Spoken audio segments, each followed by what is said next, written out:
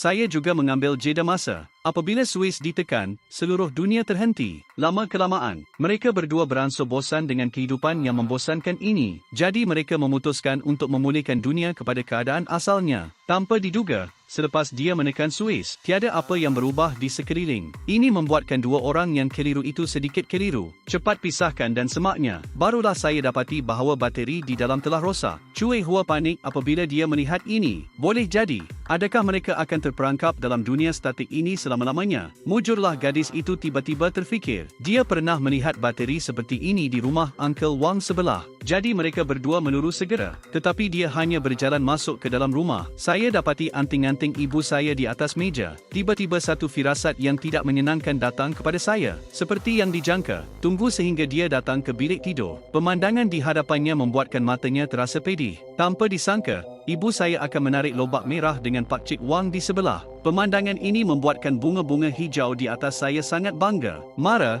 dia mengambil pakaian ibunya dan membuangnya. Melihat perkara ini, teman lelakinya cepat-cepat menenangkannya. Tetapi pada masa ini, Cui Hua tidak dapat mendengar langsung. Malah dia melepaskan semua kemarahannya kepada teman lelakinya. Dia juga memarahinya kerana tidak mempunyai ibu bapa. Saya tidak dapat merasakan perasaan ini sama sekali. Mendengar kata-kata jelek itu, teman lelaki saya serta-merta terpegun. Kemudian dia menyerahkan bateri yang ditemuinya kepada Cui Hua, menoleh dan pergi dengan wajah kecewa. Dan kemudian gadis itu kembali ke bilik. Baru dia sedar, wajah ibu dipenuhi dengan senyuman yang tidak pernah dilihatnya sebelum ini. Saya berfikir untuk membesarkan diri sendiri selepas ibu saya bercerai. Saya tidak pernah memahami kesusahan dia. Jadi pada saat ini dia memutuskan untuk memaafkan kesalahan ibunya. Kemudian dia pergi dari sini dengan bateri. Tetapi pada masa ini, teman lelakinya sudah hilang. Jadi dia datang ke tepi laut tempat mereka bertemu. Sudah tentu, teman lelaki saya ada di sini. Apabila Cui Hua melihat ini, dia melarikan diri dengan cepat. Saya pergi meminta maaf kepadanya sambil mengesat air mata saya.